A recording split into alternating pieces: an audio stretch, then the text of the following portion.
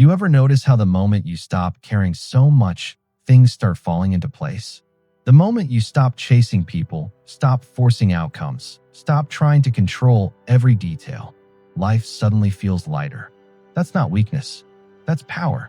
Because here's the truth no one tells you. The one who needs nothing controls everything. The one who can walk away always holds the upper hand. Detachment isn't about not feeling. It's about feeling everything and still remaining free. And once you understand this, your entire life changes.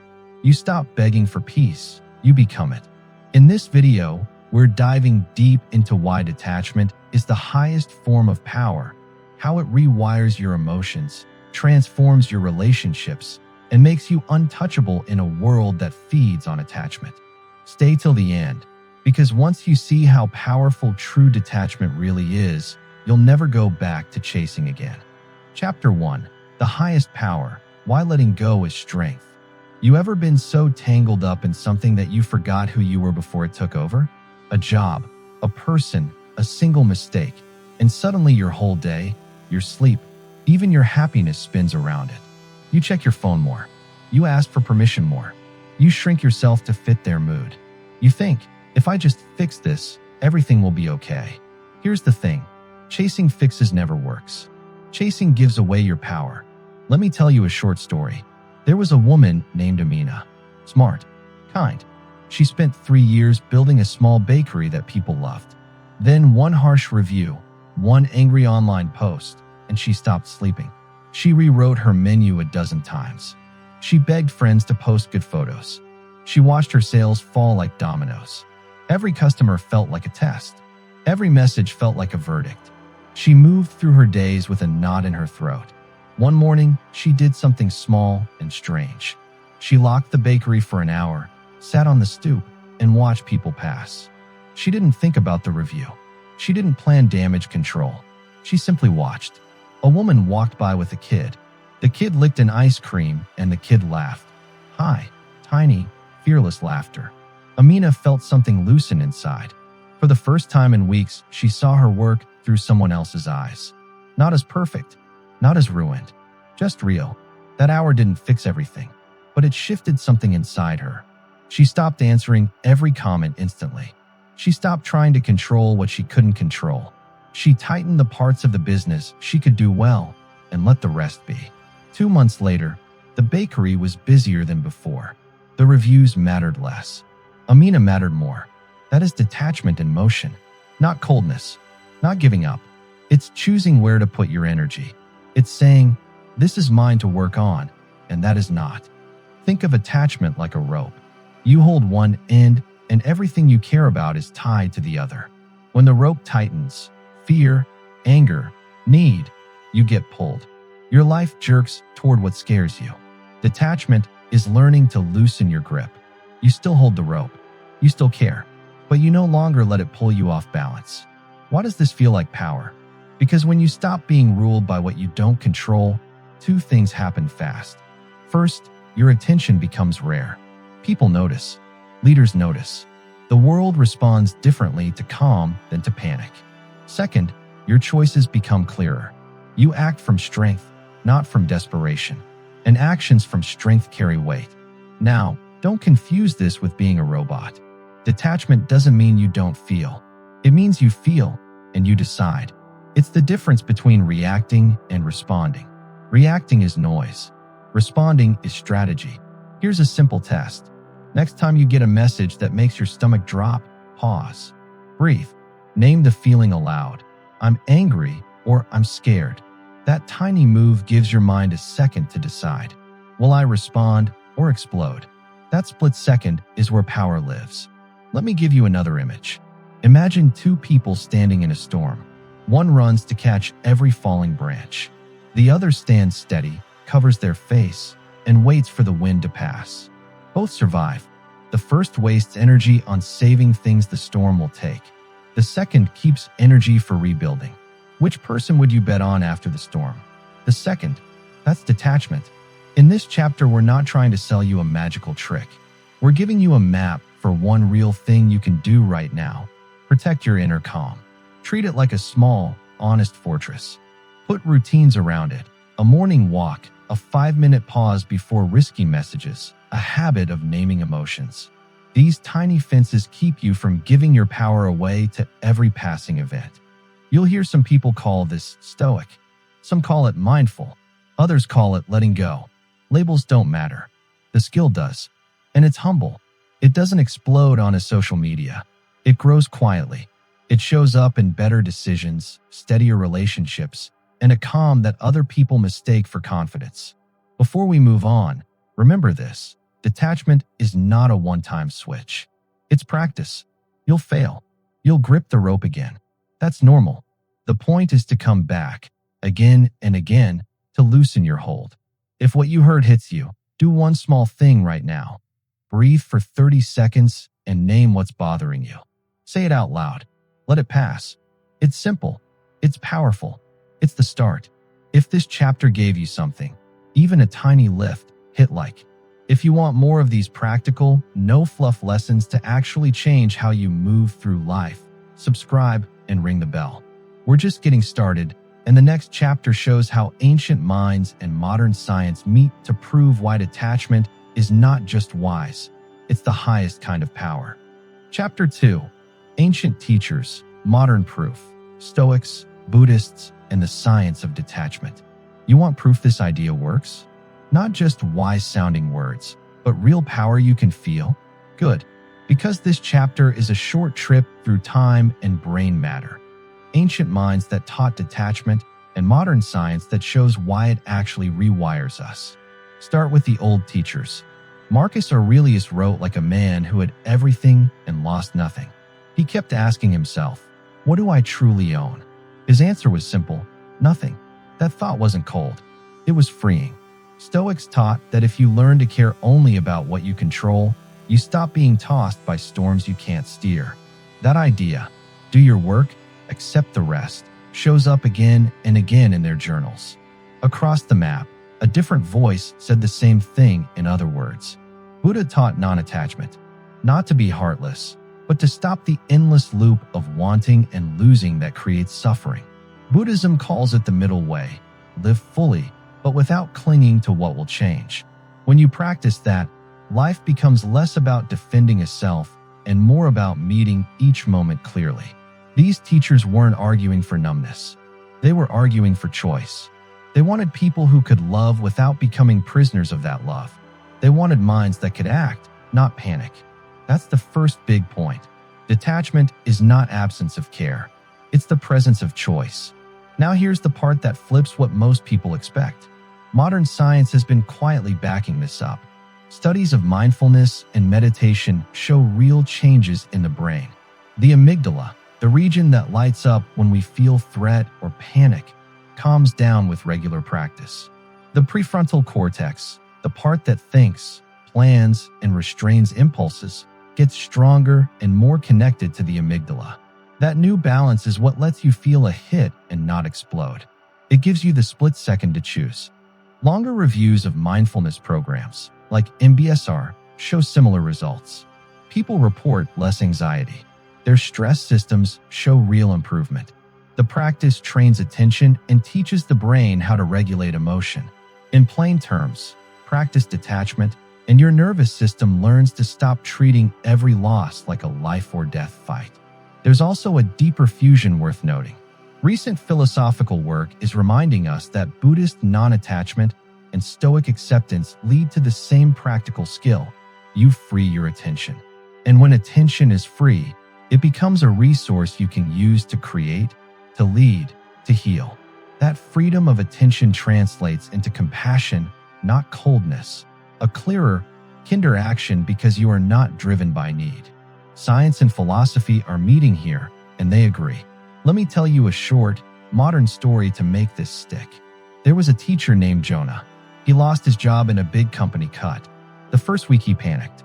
He sent desperate messages. He begged for favors. He burned bridges trying to hold on. Nothing helped. Then he tried something simple he learned in a class. Each morning, he sat for 5 minutes and watched his breath. When the worry came, he named it. That's worry. He let it move through like a cloud. He did not try to push it away. He didn't fight it. He watched it. 2 months later, he still didn't have a dream job, but he had calmer days. He took a call from a friend and said yes to help with a small project. The project led to another. Because he wasn't frantic, people wanted to work with him. His attention wasn't wasted on fear. He used it to build instead. That simple daily pause rewired his reactions. It didn't erase feeling. It taught the brain to respond. If you want the simple map from ancient wisdom and modern science, here it is. Feel fully, name the feeling, breathe, choose the action. Repeat. Over time, your brain stops reflexing. It starts responding. That is the practical power of detachment. Before we move on, a tiny, honest drill you can do now. When something hits you today, bad news, a harsh comment, any prick of panic, stop. Breathe in slowly for 4 counts. Say to yourself, I notice this feeling. Breathe out. Wait 5 seconds. Then act. Small, measured, not frantic. That pause is the muscle you're building. If this chapter made the invisible feel visible, do one small thing. Tap like. If you want the next chapter where we break down the tools to train this muscle, practical, simple exercises you can use every day, subscribe and let the channel guide you. We're building something quiet and strong here. Don't miss it. Chapter 3. The Anatomy of Attachment. How fear, desire, and identity bind us. You know that sinking feeling when one message, one look, or one mistake steals your whole day. Like your mood is a puppet and someone else is pulling the strings. That's attachment. And today we're going to cut it apart, piece by piece, so you can see exactly how it holds you tight and exactly where to start loosening the grip. Picture this. There's a man named Jamal. He grew up hearing, work hard and you'll be respected. He landed a job that gave him praise and attention. At first it felt great. Then one promotion passed him by and his whole world shook. He began to live for approval. He changed the way he spoke. He stopped saying no. He checked his boss's mood like weather reports. He lost nights to worry. His life narrowed until all he could see was approval or its absence. This is the three-headed beast of attachment. Fear, desire, identity. Each head looks different, but they feed the same hunger. First head, fear. Fear is the don't lose voice. It shows up as panic when something might leave you. A breakup, a job threat, a bad review. Fear makes you cling. It makes you react fast, often in ways you regret. Fear thinks losing is the end of the world, even when it isn't. Second head, desire. Desire is the I want voice. It pulls you toward people, things, status. It promises a hit of joy if you get it. The problem is the joy is temporary, so you chase again. Repeated chasing trains the brain to hunt for that quick hit. That's how small habits become big problems. Third head, identity. This one is the quietest and the meanest. Identity says, you are this job, this title, this relationship. When your identity ties to something outside you, losing it feels like losing yourself. Suddenly a mistake is not just a setback, it's a proof that you are not enough. These three heads work together like a trap. Fear says don't lose. Desire says go get more. Identity says you are what you hold. The result? You live on other people's terms. You hand them the map to your mood. Here's a simple picture that helps. Think of your life as a house. Fear is the leaks in the roof that you panic about. Desire is the furniture you keep buying to feel better. Identity is the paintings on the wall that you think define the house. If the house is constantly defending the roof, buying furniture and repainting to please guests, no one ever sits down and breathes. That's energy wasted. Now the good news. Once you see how these pieces fit, you can start to pry them apart. You don't have to fight the whole beast at once. You can work on one head at a time. Small moves that actually change things. 1. Name the pull. When you feel strong, say it out loud. That's fear. That's wanting. That's my identity talking. Naming breaks the trance. 2. Ask the small question. Is this mine to fix? If not, don't carry it. If yes, act from plan, not panic. 3. Delay the reaction. Wait 10 breaths before you reply to the message that stings. The pause is a power move. It gives you choice. 4. Reclaim one tiny thing you lost. A small habit that reminds you who you are off stage. A walk, a book, a practice. This rebuilds identity from the inside. Let me tell you one last quick story. There was a woman named Layla who measured her worth by her follower count. One week a viral post disappeared for no reason and she panicked. Instead of blinking into straw, she did one thing. She wrote one note to herself. I am not numbers. She read it aloud every morning for a month. She still wanted growth. She still cared. But slowly, the numbers stopped pulling her mood. She started making content she liked. People noticed. Her work got better because it came from desire, not from a thirst to be seen. That is the trick. You do not erase fear or desire or identity. You rehouse them.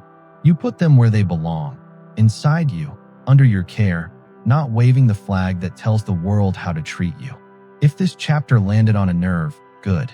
It means there's work worth doing. Do one small thing right now. Say the word that fits what you're feeling, fear, want, or identity. Say it out loud. That little act takes power back. If that hit home, show a little love, tap like. If you want the next chapter where we build real, simple habits that rewire the brain so these pulls lose their authority, subscribe and stick around. We're just getting to the good part, the practice that actually frees you. Chapter 4, From Clinging to Calm. Rewiring the brain for emotional freedom. You want a secret? Your brain is not fixed. It changes. It can learn to stay calm when the storm hits. That's the whole point of this chapter. There was a teacher named Nora. She used to explode at small things, a rude text, a messy desk, a missed call. One tiny thing would tilt her whole day. She would replay the moment, feel sick, and act like a different person. Then she tried something simple. 10 minutes a day of a very plain practice. Sit, breathe, notice one thought, let it pass. She did that every morning for 3 weeks. The first week, she felt fidgety. The second week, she noticed less panic. By week 3, she stopped answering every triggering message right away. She still felt things. She just didn't hand them the wheel. That change, it's not magic. It's brain wiring. The nervous system that used to flip out can be trained to pause. Our brains rewire with practice, making new connections and strengthening the ones we use. That's called neuroplasticity, the brain's built-in ability to change when you learn or repeat new habits. Here's how the main parts play. The amygdala is the alarm bell. When it rings, you feel threat, panic, or sharp anger. The prefrontal cortex is the slow, calm director. It plans, weighs, and chooses. When the alarm goes off too often, the director gets quieter. But with practice, you can flip that. Mindfulness and meditation train the director to speak up more and the alarm to ring less loudly.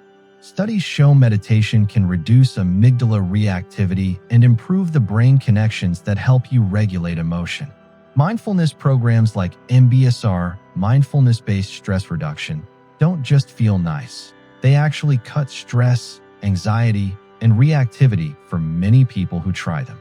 The results aren't dramatic overnight, but small, steady practice gives the nervous system real tools to settle. Breath is a fast wire you can pull to change the whole system. Slow, controlled breathing boosts the vagus nerve and the body's rest and digest response. That's why a few calm breaths can drop your heart rate and give a little space between feeling and action. Research shows voluntary slow breathing changes heart rate variability and helps the nervous system shift toward calm. Therapies like CBT also teach this same thing in action. They don't remove feeling. They teach the mind new routes, how to notice a thought, test it, and choose a different action. Neuroimaging shows CBT can strengthen the brain networks that help people respond instead of react. So what do you actually do? Here are simple, bite-sized tools you can use right now. These are practices that train the brain to pause and choose.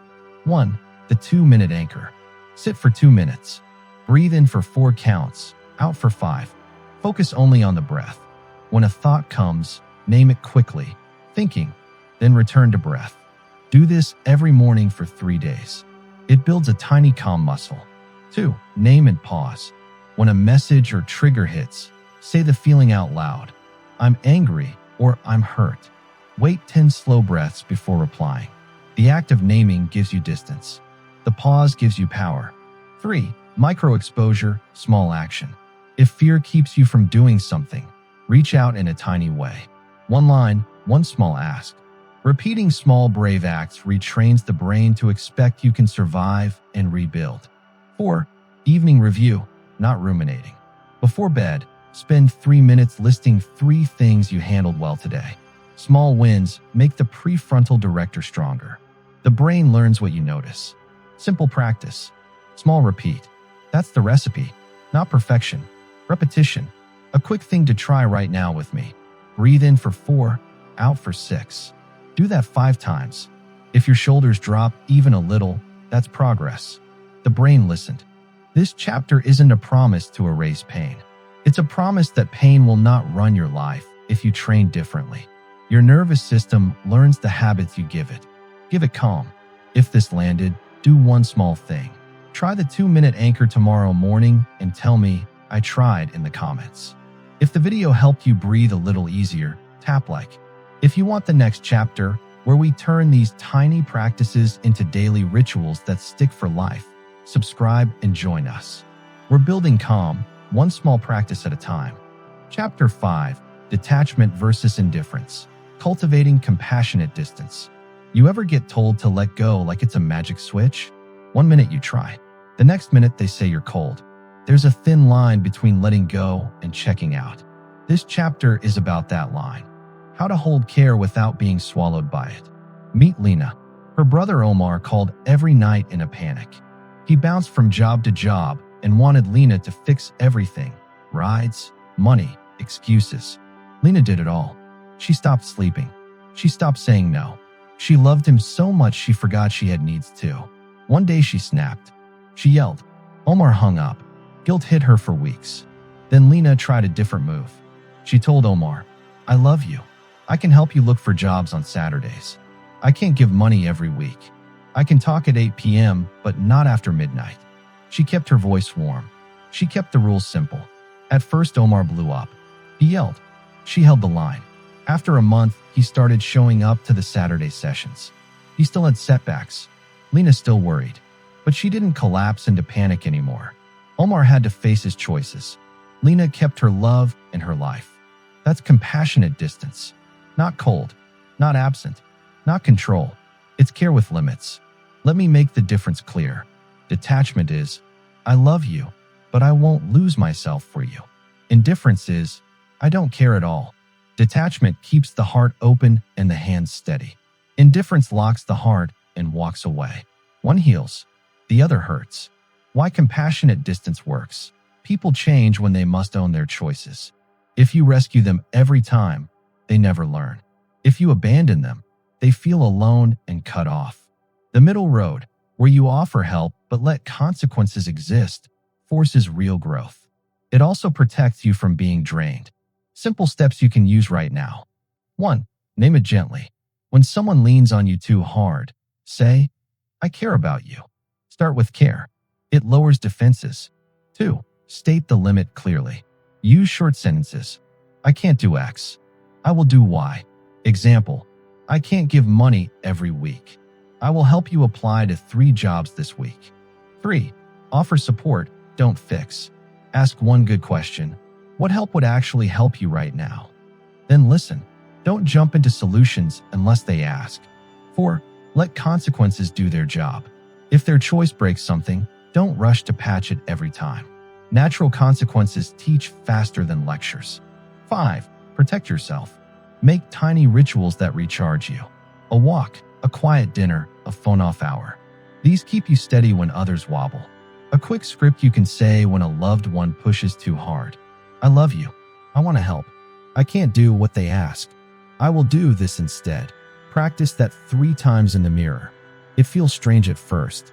Then it feels honest. One short exercise now. Think of one person who drains you. Name one small limit you can set this week. Write it down. Keep it tiny and doable. That small line will protect your calm and still keep your care. Compassionate distance is the art of being soft where it matters and strong where it counts. It keeps relationships alive and keeps you whole. If this chapter landed, do a small thing for me. Tap like so others can find this idea when they need it. Then drop one short line in the comments, the limit you'll try this week. I read every comment. If you want more tools to speak these lines with confidence, subscribe and stick around. We're building quiet strength, one honest boundary at a time. Chapter 6: Daily Disciplines, Rituals and Exercises to Train Detachment. You want the cheat code? It's not a single heroic move. It's small, repeating habits. Detachment grows the way muscles grow, with tiny, steady reps. Do a little every day, and the change becomes obvious. Imagine this scene. It's 6:30 a.m. The city is quiet. Maya makes tea. She takes 3 slow sips, then opens a small notebook. No phone, just 5 lines. One thing I control today. One thing I will accept. One tiny brave act. She closes the book and moves into her day. When a problem hits, she breathes and remembers the page. That tiny morning ritual slows down the storm before it starts. Here's why this works. Rituals give your mind a map. When things get loud, your brain looks for a pattern it knows. If you've practiced calm, your brain chooses calm faster. If you practice panic, the brain reflexes that. Small habits shift the reflex. Okay, practical, simple routines you can start right now. Nothing spiritual, no drama, just steps that fit into a normal life. Morning anchor, 3 minutes. Wake up, sit, close your eyes. Breathe in 4, out 6, 5 times. Say one line. Today I will do my best with what I control. Put the line in your pocket, mentally. That short start keeps your attention steady. Micro-negative visualization, 2 minutes. Spend 2 minutes imagining one small loss. A meeting canceled, a package late, a comment that stings. Practice feeling the small pain and letting it pass. This is not doom. It's training. You rehearse losing small things so big losses don't wreck you. Name it pause, instant tool. When something lands and your stomach drops, name the feeling out loud. That's anger or that's fear. Take 4 slow breaths. Now choose. Naming breaks the autopilot. Single task hour, protect your focus. Pick 1 hour with 0 tabs, no phone, no multitask. Work on one thing. Single tasking rebuilds your attention. When your attention is strong, detachment is easier because you're not scattered by every ping. Boundaries script, practice sentences. Write one sentence now you can use next time someone asks too much. Keep it short. I can't do that right now, but I can help on Saturday. Practice it once. Saying it feels weird. Then it feels normal. Then it feels like power. Voluntary discomfort, little brave acts. Do one small uncomfortable thing each week. Cold shower for 30 seconds. Walk somewhere you normally wouldn't. Skip one snack. These tiny discomforts teach you can survive feeling uneasy. You learn to not collapse when things go wrong. Evening review, 5 minutes. Before bed, write 3 small wins. Not huge wins. Small. You paused before replying. You asked for help. You kept a boundary. This trains your brain to notice the right things. It builds a calm identity. Why these work together? They build the pause. The pause is the heart of detachment.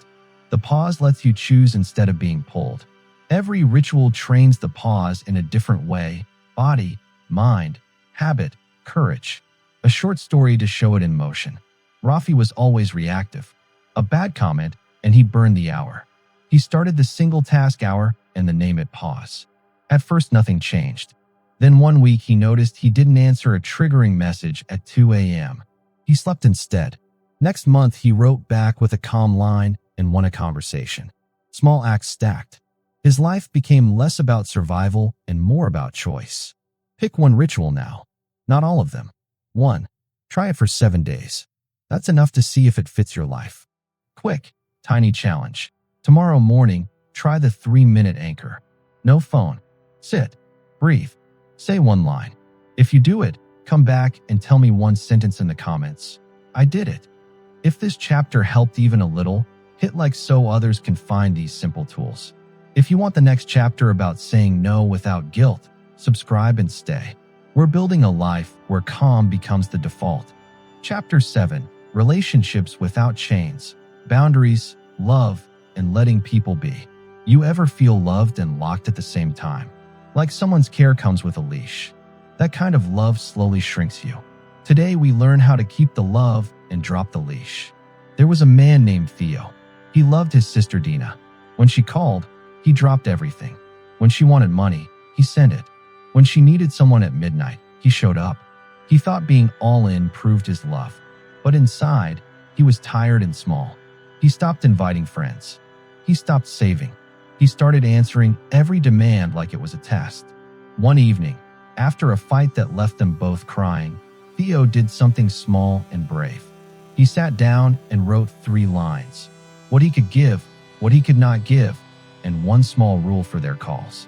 The next day, he told Dina in a calm voice, "I love you. I can help with bus fare on Saturdays. I can't lend money every week. I will call you every Tuesday night." Dina yelled.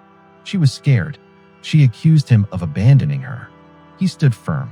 After a month, she started looking for work. Their calls became clearer. The tension eased. Love stayed. The leash fell. That's the heart of boundaries. They are not walls. They are lines that protect your space so love can grow without suffocation. Here are the plain truths about boundaries. Boundaries are not punishment. Boundaries are not cruelty. Boundaries are not control. Boundaries are respect. They tell others how to treat you. They tell you how to protect your life. Simple steps to set a boundary people can actually accept. 1. Know what you need. Ask yourself, what drains me? What do I need to keep for myself? Keep the answer short. 2. Speak in one sentence. Use I language. Short and clear. Example, I can't answer work messages after 8 p.m. or I won't lend money I can't afford to lose. 3. Offer a real alternative. If you say no, give one safe yes. I can't lend money, but I can help make a budget plan. This keeps care in the exchange. 4. Hold the line kindly. People will test. Stay calm. Repeat the sentence. Do the consequence you promised. No drama. No long explanations. 5. Rehearse the sentence out loud. Say it once in the mirror. Say it before the call. Practice makes it normal. Quick scripts you can use. I love you. I can't do that, but I will do this. I feel overwhelmed when X happens. I need Y. I want to help. I can only do Z. What if they get angry? Expect it. Their anger often means they feel scared or exposed. Stay steady. Breathe. Repeat your short line. If it gets too hot, pause the conversation and come back later. Boundaries free both people. They show where help stops and responsibility begins. They stop you from being the fixer and make space for real growth in the other person. A tiny challenge for you. Pick one small thing this week to protect. Phone off during dinner. No work texts after bedtime. One line you can say in under 10 seconds. Try it for 7 days. If you try it, drop one line in the comments. The boundary you'll test. I read them all. If this chapter helped, tap like so others who feel stuck can find it. Subscribe if you want more short scripts to say when things get hard. Next up, we'll see how detachment shapes leadership, how calm people move the room. Don't miss it. Chapter 8, The Detached Leader, Decision-Making, Influence, and Moral Authority. You think power means needing to be right all the time? Real power is the person who doesn't need to be right to act. They stay steady when everyone else is losing their heads. That steadiness is a kind of quiet force. It makes people listen. It makes teams move. Picture this. A sudden crisis hits a small company. Servers go down. Customers are furious. The press starts asking questions. The CEO, Maya, hears the panic on 3 lines at once. She could scream back. She could promise everything. Instead, she does something small and strange. She closes her laptop, breathes for 30 seconds, and calls her ops lead. She asks one calm question. What do we need to stop the damage right now? Then she gives one clear order. People breathe. Work begins. The team trusts her. The crisis gets handled because she stayed clear enough to see the real problem. Why does that work? Because emotion drives decisions more than we admit. When leaders lose control, teams copy the panic and choices get worse.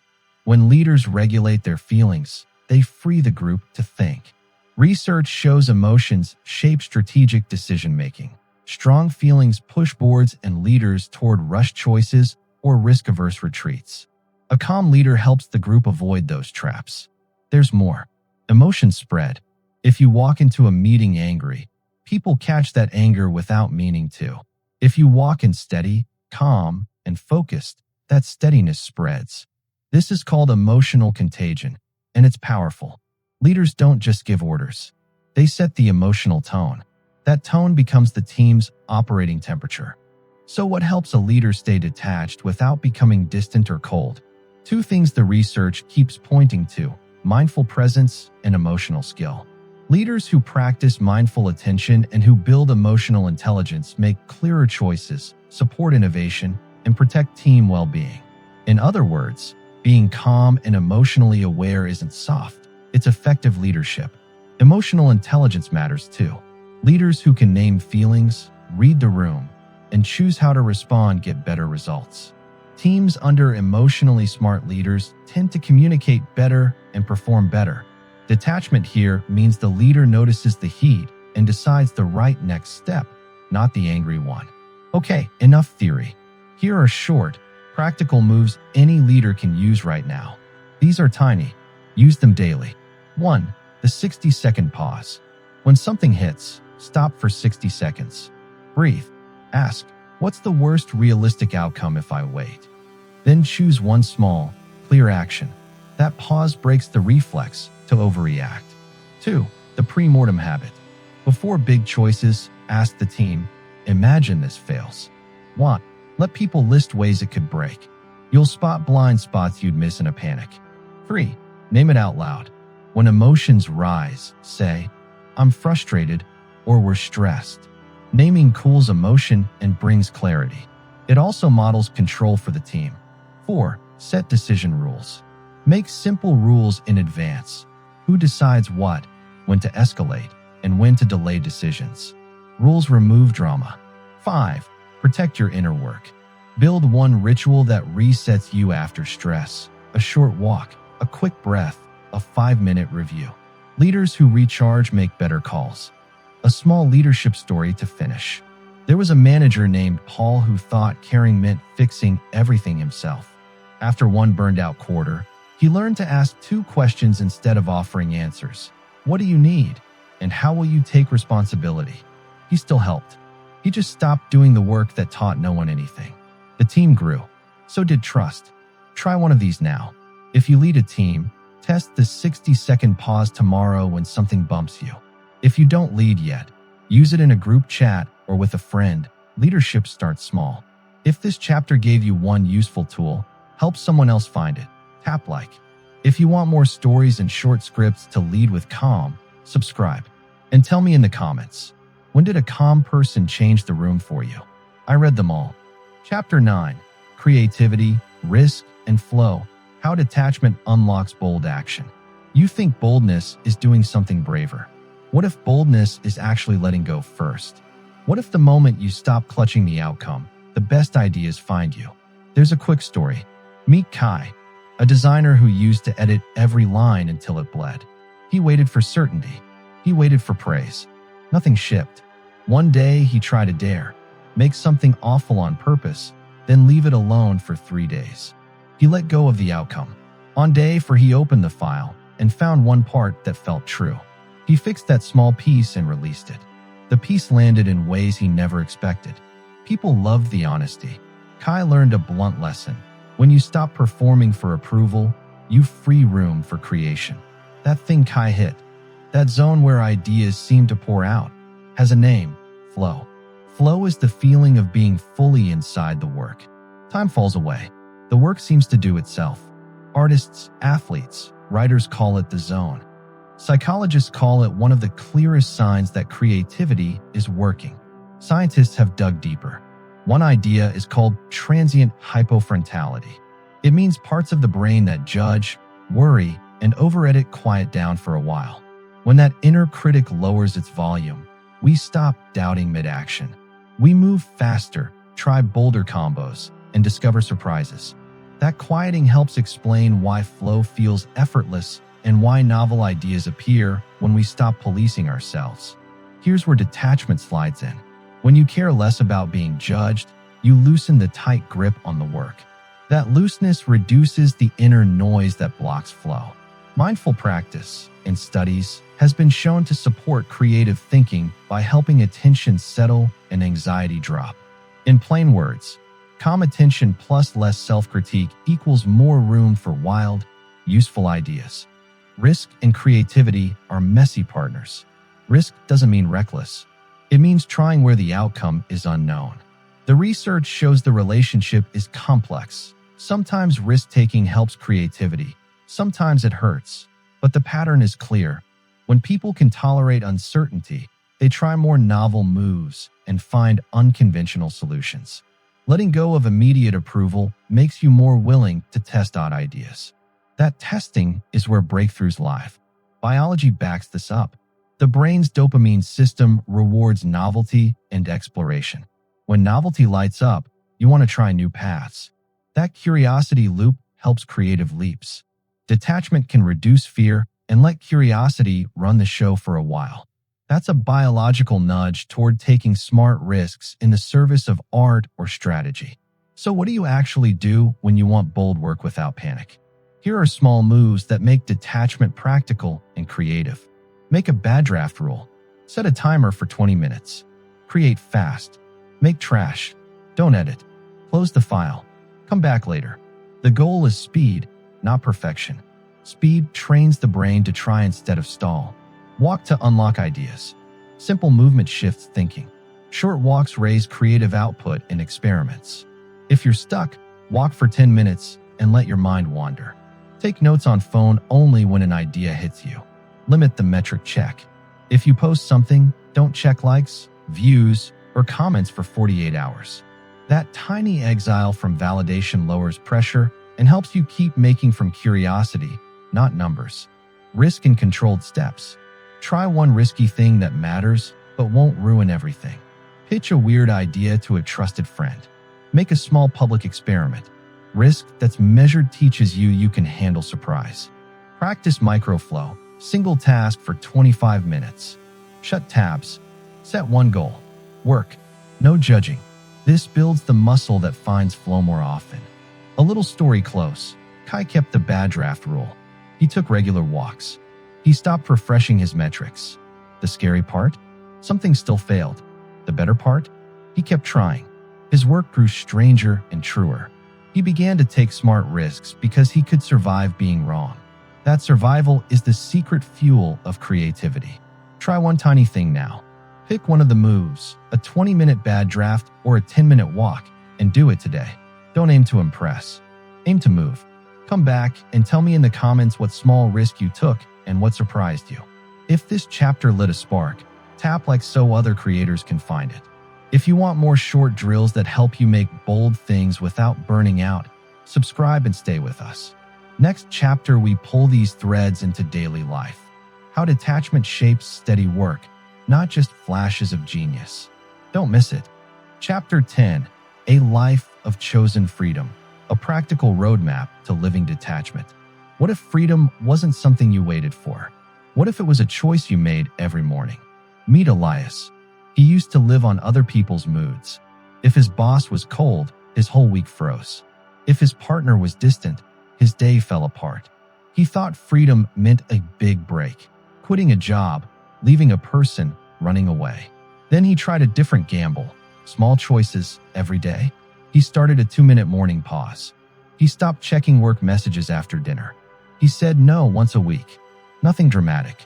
Over months, his world changed. He didn't run from life. He showed up to it from a steadier place. He didn't need permission to be calm. He chose it. This chapter is the map Elias followed. It's short. It's simple. It's real. Step 1. Start small, anchor daily. Pick one tiny morning move. Sit. Breathe for 2 minutes. Say one line. Today I will focus on what I control. Do it 7 days straight. That tiny ritual becomes the engine that slows you down when things get loud. Step 2. Practice the pause. When something hits, a message, a trigger, a bad thought, stop. Breathe 4 times. Name the feeling. That's anger or that's fear. Wait 5 breaths. Then choose. The pause gives you space. Space gives you choice. Step 3. Protect your attention. Choose one daily block with no phone and no multitask. 1 hour. Work on one thing. Single tasking rebuilds focus. Focus makes detachment easier because you don't get dragged by every ping. Step 4. Build small boundaries. Write one short sentence you can say when someone asks too much. I can't do that right now, but I can help on Saturday. Practice it once. Use it once. Boundaries are small doors, not walls. They keep you whole and keep love alive. Step 5. Train for loss, not panic. Try micro-negative visualization. Imagine a small loss for 2 minutes and let the feeling pass. Rehearsing small losses trains you to survive them. Big losses then feel less like the end of the world. Step 6. Take measured risks. Do one small, safe risk each week. Pitch a weird idea. Send a short message you're afraid to send. Each risk that doesn't break you teaches you can survive being wrong. That is freedom. Step 7. Monthly alignment check. Once a month ask, what did I protect? What did I give away? Adjust one habit. Keep it tiny. Over time, the small changes stack into a life that runs on calm, not panic. A simple 7-day challenge if you want to try this now. Day 1 to 7. Morning pause, 2 minutes. +1 name it pause when something triggers you. That's it. Do those 2 things for a week. Notice one small shift. Detachment is not a cold terminal. It's a chosen garden. You plant small fences, water them with practice, and watch your life grow steadier. You will slip. You will grip the rope again. That's normal. The point is to practice coming back. Each return makes the habit stronger. If this chapter moved you, even a little, try the 7-day challenge and tell me one sentence in the comments. I tried the pause.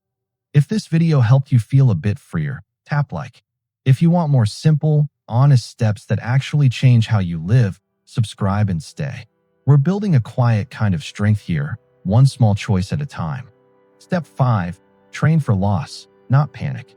Try micro-negative visualization. Imagine a small loss for 2 minutes and let the feeling pass. Rehearsing small losses trains you to survive them. Big losses then feel less like the end of the world.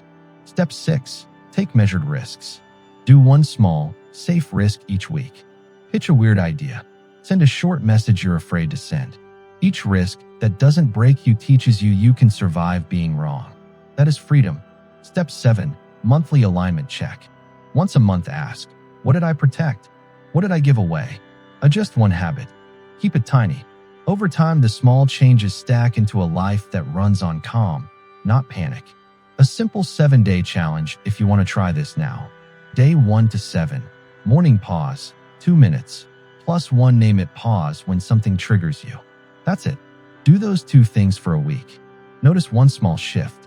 Detachment is not a cold terminal. It's a chosen garden. You plant small fences, water them with practice, and watch your life grow steadier. You will slip. You will grip the rope again. That's normal. The point is to practice coming back. Each return makes the habit stronger. If this chapter moved you, even a little, try the 7-day challenge and tell me one sentence in the comments. I tried the pause. If this video helped you feel a bit freer, tap like. If you want more simple, honest steps that actually change how you live, subscribe and stay. We're building a quiet kind of strength here, one small choice at a time. So, that's the truth. Detachment isn't about running away from life. It's about meeting it on your terms. When you stop clinging, life finally has space to move toward you. Remember this. The one who can stay calm when everything shakes holds the real power. If this video helped you see life a little clearer, give it a like. It helps more people find this message. And if you're walking this path of strength, calm, and self-mastery, subscribe. Because here, we don't just talk about peace, we practice it. Until next time, be still, be strong, and keep walking the Stoic path.